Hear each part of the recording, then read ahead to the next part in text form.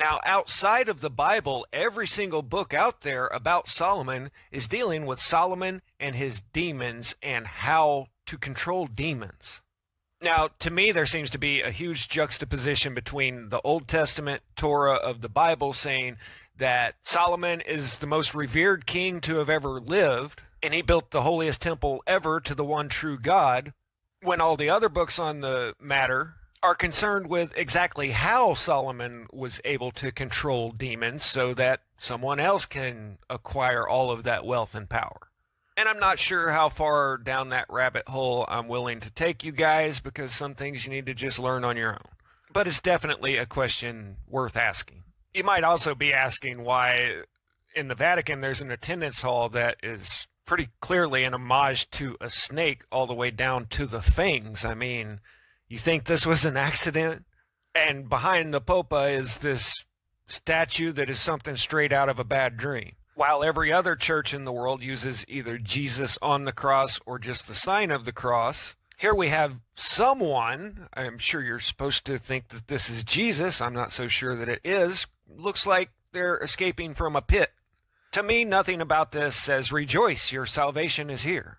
And I'll just leave that right there. A quick reminder, Freemasonry traces its origins back to the original Solomon's Temple. And they're not just concerned with the architectural process of the temple's creation, but also as self-growth and enlightenment. What did the serpent offer Eve in the Garden of Eden? That if you eat of the fruit, you shall not surely die, but your eyes shall be open, and ye shall be as gods, knowing good and evil. So knowledge is what he offered. It may seem like I'm throwing out random stuff here, but these are all stories that everybody knows that most people haven't sat down and really thought about. And let's face it, these old stories have traveled a long way to get to us. There's two very clear choke points that I can see that this knowledge had to pass through in history to get to our present day. And I can't help but think that the line between good and evil might have been blurred along the way. Just look at all of the stuff that's come out about all of these rich, powerful people in recent years. How did they get to where they're at? Was it through hard work, or did they have some help? As far back as Solomon and every point in between, you can find these people employing the use of magicians, which is controlling demons, to get what you want. This is what St. Thomas Aquinas said on the subject. The intellectual substances, the demons, whose assistance these arts employ, are not well disposed according to virtue. Moreover, one is not well disposed in terms of intellect if he is incited to lend assistance through committed crimes. However, this happens in these arts, for it is recorded that some, in practicing them, have oft innocent children.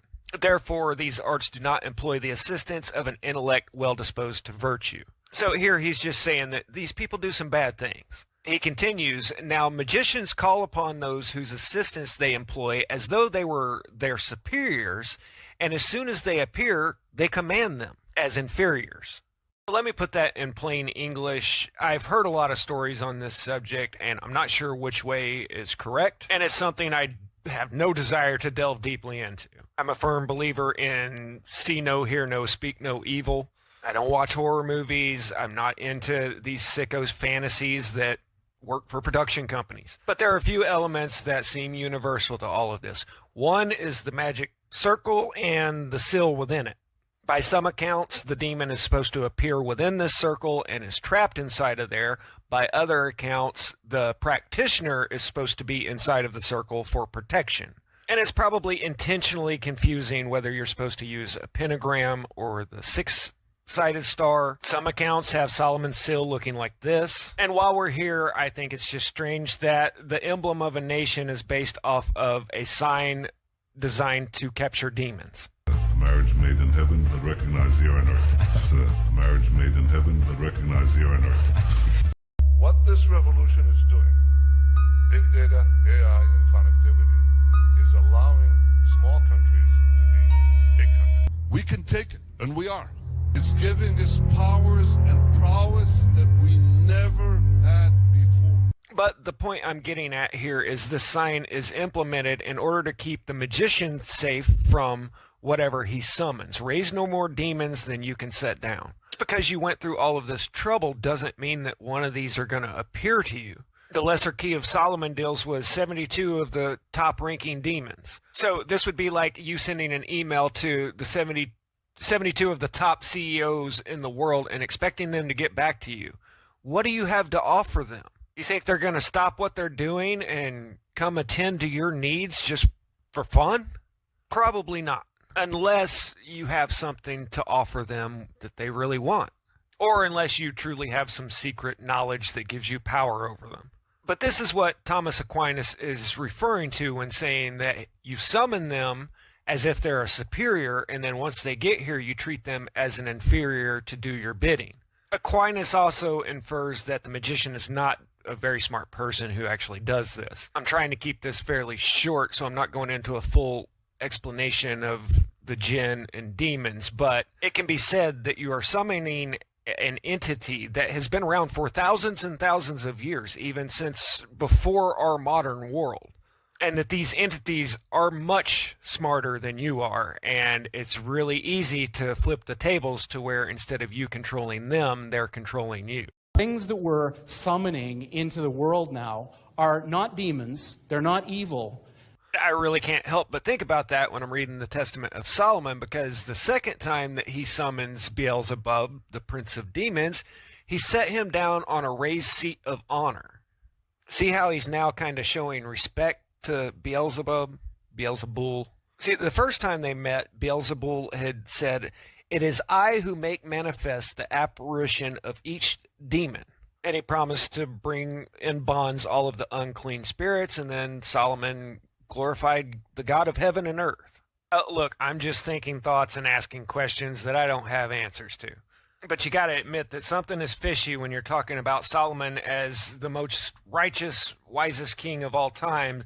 And then on the other hand, Aleister Crowley is writing books about him on how to contact evil spirits. Last video I did on this subject, I pointed out how usually when there's some entity offering you wealth and power and all of your worldly desires, it's not God that's offering those. It's usually a Faustian bargain or a deal with the devil. If we look at this from a Christian perspective, the demons are fallen angels. They rebelled against God and they were cast out of heaven. Some would even say that it's punishment to the Nephilim, the sons of the fallen angels. But let's just go with rebels who were kicked out of heaven. Now, if we look at the Islam tradition, they say these are the jinn, and that the jinn were a whole nother creation before mankind, and that Iblis was the highest ranking among them. The whole race of jinn that had populated the earth previous to mankind, and they were basically just like us. They had tribes, they had religions, they married each other, but they had turned wicked and started killing each other, and so God sent Iblis along with all of his angels down and wiped them all out. Then he formed Adam out of clay, and he breathed life into him, and then ordered all the angels in heaven to bow down to Adam, and Iblis said, "No, I'm not bowing down to this. He's mud. I'm made of a smokeless fire. I'm better than him."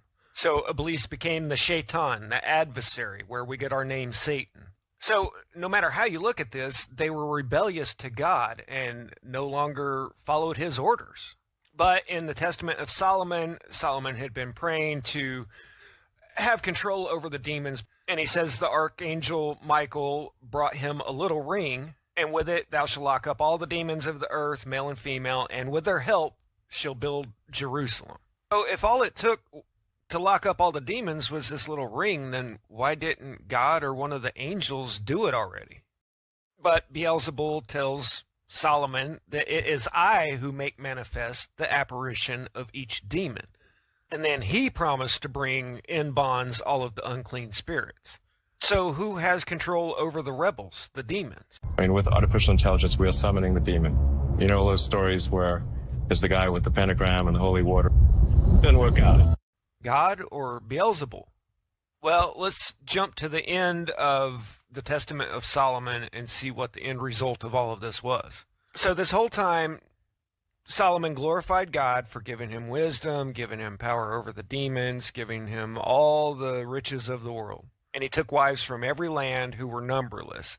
And then he marched against the Jebusians and saw the daughter of a man and fell violently in love with her. So he said to their priests, a priest of Moloch, to give me this woman as a wife. And they said, well, if you want her, then go in and worship our gods, Raphan and the god Moloch. So the priest told the girl that don't sleep with him until he has completed a sacrifice to our gods. So she made it seem innocent enough and said, well, look, here's 5 grasshoppers. Just take them and crush them together in the name of Moloch, and then I'll sleep with you. Solomon says, and this I actually did, and at once the Spirit of God departed me, and I became weak as well as foolish in my words. And after that, I was obliged by her to build a temple of idols to Baal, to Rapha, and to Moloch. I then, wretch that I am, followed her advice, and the glory of God quite departed from me, and my spirit was darkened, and I became the sport of idols and demons. Wherefore I wrote out this testament, that ye who get possession of it may pity and attend to the last things and not to the first. So, I mean, he's really saying here that all of those great things that I did in this life, you guys shouldn't be revering me for that. You should be pitying me for those last little things that I did, that I threw it all away. But I can't help but wonder if it was God that gave Solomon all of his wisdom in the first place. Who was it that offered Eve the knowledge of good and evil, and ye shall be like gods, in the first place? But when the Talmud and all of Islam says that Solomon accomplished everything he did by the use of demons, then it just adds a little more flavor to the story. So what was the end result of Solomon's reign? Well, it was the fall of Israel. The kingdom split into 2, the 10 tribes of Israel to the north, who for some reason we don't hear anything else about throughout all of history, but still to this day we hear a lot about the southern kingdom of Judah and the tribe of Benjamin that allied with them. This was just before the Babylonian exile that I'll get to in a second, but after Solomon, Judah did evil in the sight of the Lord. They provoked him with their sins, which were above all that their fathers had done. They also built them high places, which in every case except for Solomon's is a bad thing. And there were also sodomites in the land, which in some definitions they refer to that as male prostitutes. And to put this into a context, the priests used to run brothels. They ran the prostitutes. And this continued all the way through the Catholic Church through the Middle Ages. Temples and prostitutes have basically always been synonymous with one another. But ultimately, after Solomon, revolts broke out over who should be king, and the kingdom split into 2. Israel became the northern kingdom, while Judah became the southern. So the Judeans didn't even keep the name of the Israelites. They said, no, we're Judeans. The other 10 tribes, the majority of everyone, can go their own way. Now they're really quick to say that, oh, no, we're the Israelites. So then the northern kingdom falls to the Assyrians. Some of them fled down to Judah, and they lasted for another 135 years. And then King Nebuchadnezzar attacked them, burned all of Jerusalem, destroyed the temple, and took them all to Babylon. This is known as the Babylonian exile or Babylonian captivity. It's also where you get the Babylonian Talmud and money magic and all kinds of crazy stuff that is associated with these guys now. Then during the Persian period under Cyrus the Great, this is modern-day Iran, they were allowed to return to Jerusalem, rebuild a temple, just to have it all destroyed again by the Romans in a couple hundred years. But not everybody wanted to return to Jerusalem, so they dispersed, and this is known as the diaspora. And I'll just say that that's the way this article explains it. It's too complicated and too late in the video to get into it thoroughly. But ultimately, what this resulted in was all throughout the Middle Ages, a group of people that lived in everybody else's countries that didn't follow their local customs, their local laws. One being usury, that was illegal for Christians to do, but they were allowed to do it, and they were sanctioned by the Catholics to do it. And both groups became very wealthy and powerful through this practice. Powerful enough that by the late 19th century, they were embedded within governments around the world and decided that they should have a third try at controlling Jerusalem. Third time's the charm, right? You can see how well it's going for everybody right now over there, right? Anyway, the end result of the great revered King Solomon was the absolute destruction of the entire nation. But he had a nice temple. You got to give him that. It was a nice temple. Anyway, that's most of the story of Solomon.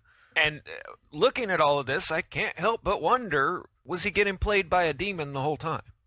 After all, Beelzebul told him that it is I who make manifest the apparition of each demon, and then promised to bring him all the unclean spirits in bonds. It's giving us powers and prowess that we never had before.